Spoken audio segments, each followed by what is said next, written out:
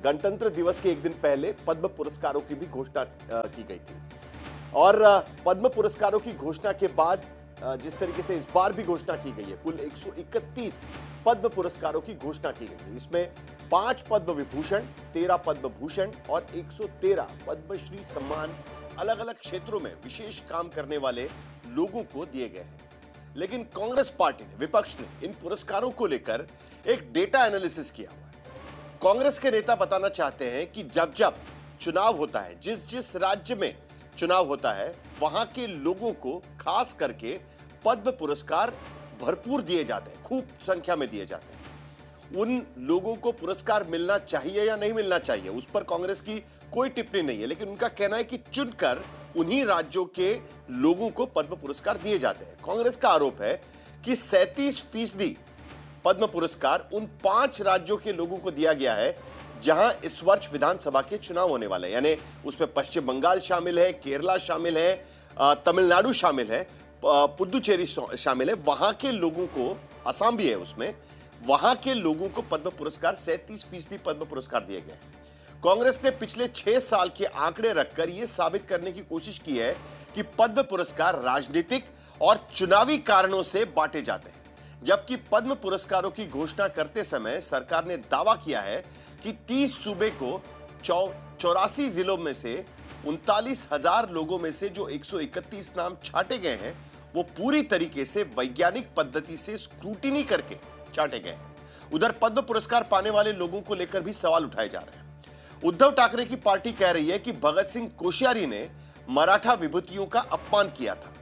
जो constitutional bench इस महाराष्ट्र में जो सत्ता संघर्ष हुआ था उस पर बैठी थी, उसमें भी राज्यपाल की भूमिका पर सवाल खड़े किए गए थे और उन्हें पद्म पुरस्कार क्यों दिया गया। शिबू सोरेन की पार्टी कह रही है कि दिशोम गुरु को दरअसल भारत रत्न मिलना चाहिए था, पद्म पुरस्कार क्यों दिया गया है। केरल के पूर्व मुख्यमंत्री वीएस अच्युतानंद को पद्म विभूषण मिला गया है, लेकिन उनकी पार्टी कह रही है कि पहले के लेफ्ट नेताओं ने, जिसमें बुद्धदेव भट्टाचार्य है या ईएमएस नंबूद्रिपाद है, उन्होंने साफ शब्दों में पद्म पुरस्कार ठुकरा दिए थे, फिर सरकार भले किसी के भी हो।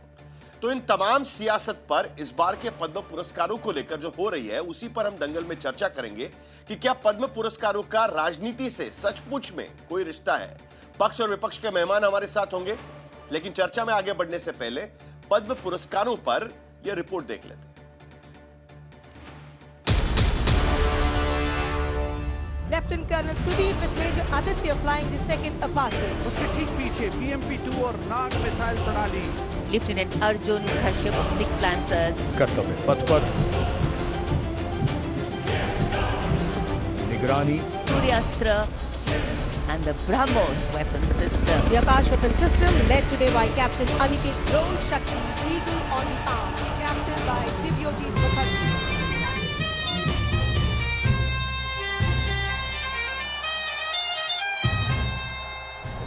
77वें गणतंत्र से पहले भारत सरकार ने राष्ट्र के 131 गौरवों को जो सम्मान दिया है, उन सम्मानों को लेकर तरह तरह के सियासी सवाल उठाए जा रहे हैं। सरकार कहती है कि 12 साल में 22 राज्यों के 18 अन्य दल के राजनेताओं को सम्मान मिला। कांग्रेस कहती है जहां चुनाव होते हैं वहां ज्यादा पुरस्कार बांटे जाते हैं। सरकार कहती है उत्तर पूर्व के अष्टलक्ष्मी राज्यों को 40% पद्म पुरस्कार मिले। कांग्रेस कहती है कि इस साल चुनावी राज्यों में 37% पद्म पुरस्कार बांटे गए। सरकार कहती है डॉक्टर, वैज्ञानिक, शिक्षाविद, कलाकारों को सम्मानित किया जा रहा है। कांग्रेस कहती है 5 में 3 पद्म विभूषण इस बार केरल के लोगों को दिए गए। सरकार कहती है कि मोदी राज में दलित, पीड़ित, शोषित, वंचित वर्ग को सम्मानित किया गया। उद्धव ठाकरे की पार्टी कहती है कि महाराष्ट्र का अपमान करने वालों को पद्म पुरस्कार से सम्मानित किया गया।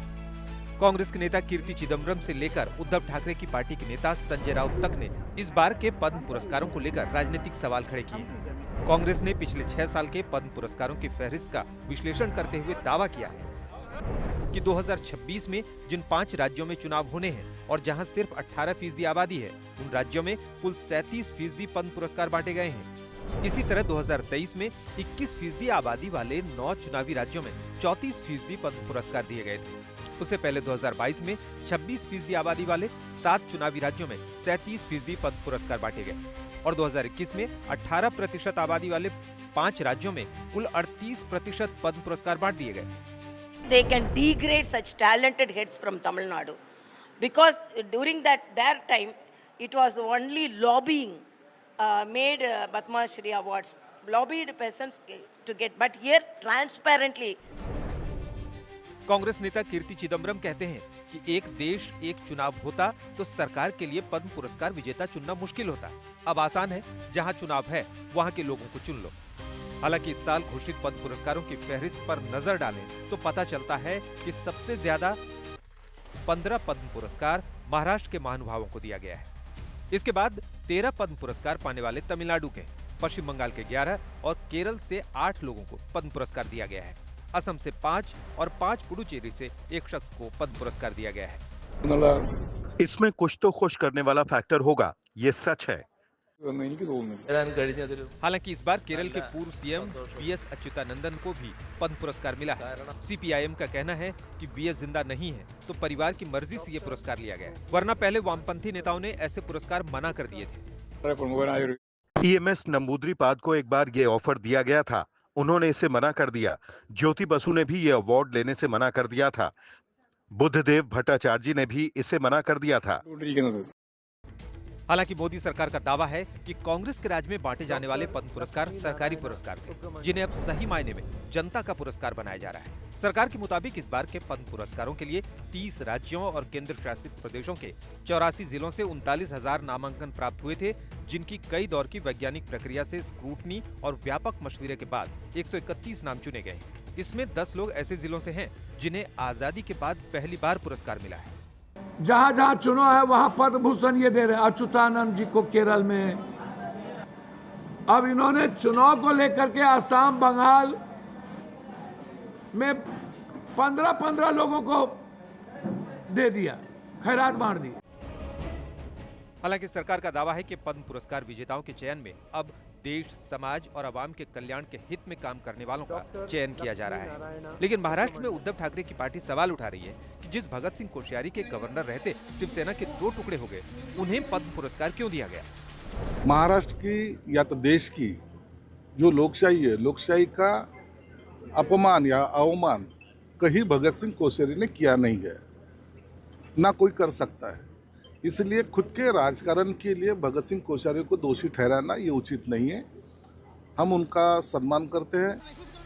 उधर झारखंड में मरणोपरांत पद्म विभूषण पाने वाले आदिवासी नेता शिबू सोरेन की पार्टी ने मोदी सरकार के फैसले का स्वागत किया है, लेकिन दिशोम गुरु के लिए भारत रत्न की मांग कर डाली है। कहीं ना कहीं देखा जाए कि वो पद्म भूषण से भी बहुत ज़्यादा रिजर्व करते हैं, इसलिए भारत रत्न दिया जाए उन्हें, यही हमारी मांग रहेगी। वैसे धन्यवाद देते हैं कि उन्हें पद्म भूषण के लिए भी चुना गया। यहाँ ये जानना जरूरी है कि भारत सरकार ने वर्ष 1954 में 2 तरह के नागरिक पुरस्कारों की शुरुआत की थी, जिसमें एक भारत रत्न और दूसरा 3 श्रेणियों में पद्म विभूषण पुरस्कार थे। 8 जनवरी 1955 को पद्म पुरस्कार की 3 श्रेणियां पद्म विभूषण, पद्म भूषण और पद्म श्री बनाई गई। ये पुरस्कार देश समाज की विशिष्ट सेवा या पहचान के लिए दिए जाते हैं, जिनका चयन प्रधानमंत्री की गठित कमेटी की ओर से किया जाता है, जिस कमेटी की अध्यक्षता कैबिनेट सेक्रेटरी करते हैं और इसमें गृह सचिव, राष्ट्रपति के सचिव और 4 से 6 जाने माने लोग सदस्य होते हैं। भारत में इस तरह के पुरस्कारों को लेकर राजनीतिक पसंद नापसंद और सियासी रुचि वाले सवाल अक्सर उठाए जाते रहे हैं। इस बार भी विपक्ष ने ऐसे सवाल उठाए हैं। आज तक ब्यूरो।